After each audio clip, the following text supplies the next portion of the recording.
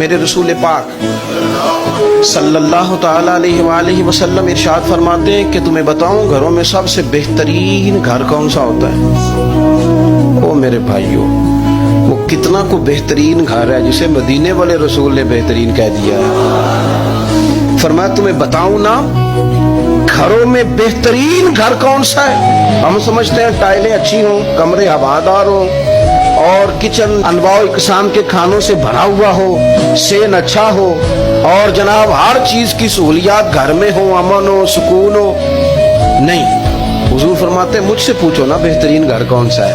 تو یا رسول اللہ بتائیے، سیاستہ میں حدیث ہے، کریم رسول فرمانے لگے گھروں میں بہترین گھر وہ ہے جس میں کوئی یتیم رہتا ہو اور اس کے ساتھ سلوک اچھا کیا جاتا ہو، اچھا سلوک کیا جاتا ہو، یتیم کو رکھا جائے پھر اس کی پوری نگرانی کی جائے، اسے پورا پیار دیا جائے، اسے پوری محبت دی جائے، یتیم رہتا ہو اور اس کا خیال بھی رکھا جاتا ہو۔ اور میرے نبی کریم صلی اللہ تعالی علیہ وسلم فرمانے لگے تمہیں بتاؤں نا کہ گھروں میں بدترین گھر کون سا ہوتا ہے؟ بدترین گھر کون سا ہے؟ حضور بتائیے، فرمایا جس میں کوئی یتیم رہتا اور اس کے ساتھ سلوک نہ صحیح کیا جاتا ہو، اس کو تکلیف دی جاتی ہو، وہ کرب میں ہو، وہ تکلیف میں ہو، وہ اذیت میں ہو۔